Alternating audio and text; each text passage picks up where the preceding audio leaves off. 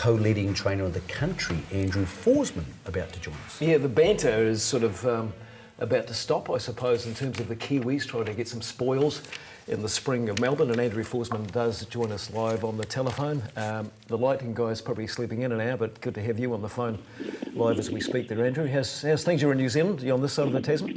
Yeah, I'm in New Zealand, guys, so all good here anyway, but yeah, no, looking forward to today at Caulfield. Just as an opener for 10, is it just me, but we haven't obviously got into our Australian review from yesterday yet, but is the Australian form and competition just scaringly intense at the moment, this year?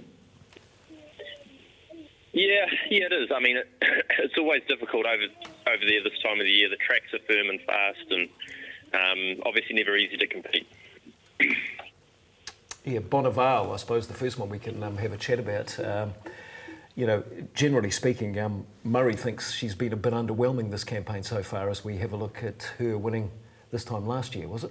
Oh no, this is her race fresh up actually, when she's at the back of the field at first up in the season. What do you think, mate? Is she underwhelming? Oh, she was first up, obviously, but it was a niggly race for her to resume, and she was off the scene for a long time. I think that's what we have to be mindful of. We're very happy with her and her track work and how she looks. Very hard to fault. I guess it's just a matter of a mare being so long off the scene, whether she's still got that zest for racing, I suppose, and I guess that's what we'll find out today, but we certainly can't fault her as far as her form on the track goes. Andrew, she's racing in the Underwood at 7:30 tonight. Is it a case where if she didn't perform at least to first 4 or 5 level, the Connections have the option to retire her because it's still early enough to put her in foal for this season? Yeah, that's right. There is that option. So that's something we'll have to consider after the race, but I guess there's a lot to happen between now and then. I don't think we'll look at it as far as where she finishes in the field. It's more just how she races, and we'll know pretty soon after the race and the feedback from Regan. We'll know pretty quickly whether she's back to somewhere near her best or not. This time last year, Andrew, not just her, but most of your team and most of the Kiwis seem to be struggling on the very hard tracks in Melbourne. It would seem to be a bit of rain wouldn't go astray for most of your team and most of the New Zealand horses. Are the tracks in Melbourne now in the spring generally almost too good for our horses?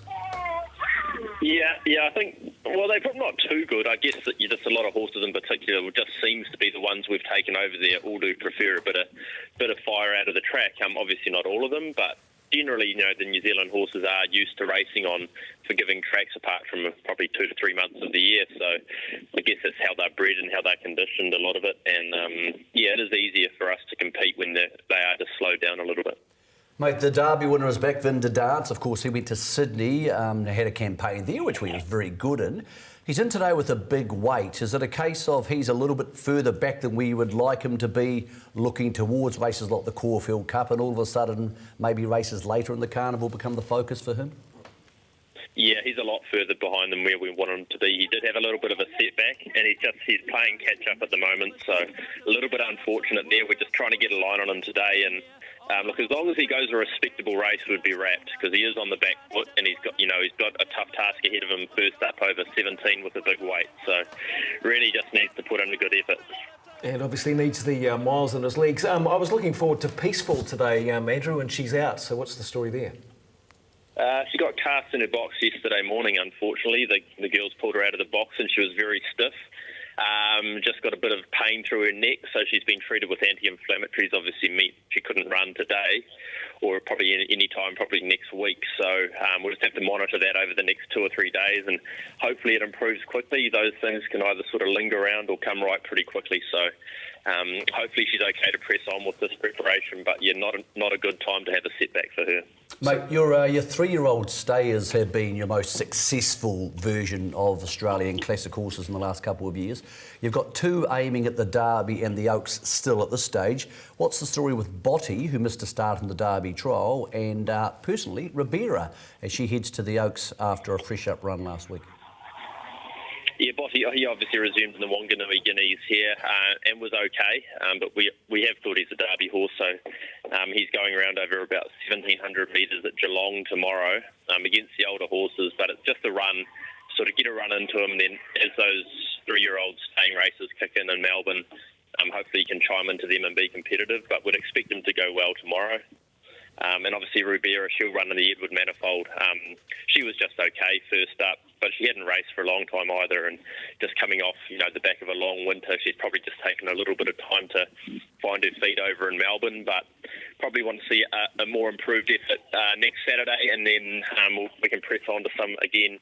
We really don't want to, see her hitting her straps until she gets to 2,000 metres, and that's what we're worried about. Obviously, we've took them over there to try and win a derby and an Oaks, and we're not getting too worried about things yet. Mate, two horses who we could see at Hastings. Love Affair scratched out of Avondale yesterday. I believe she could be hitting there.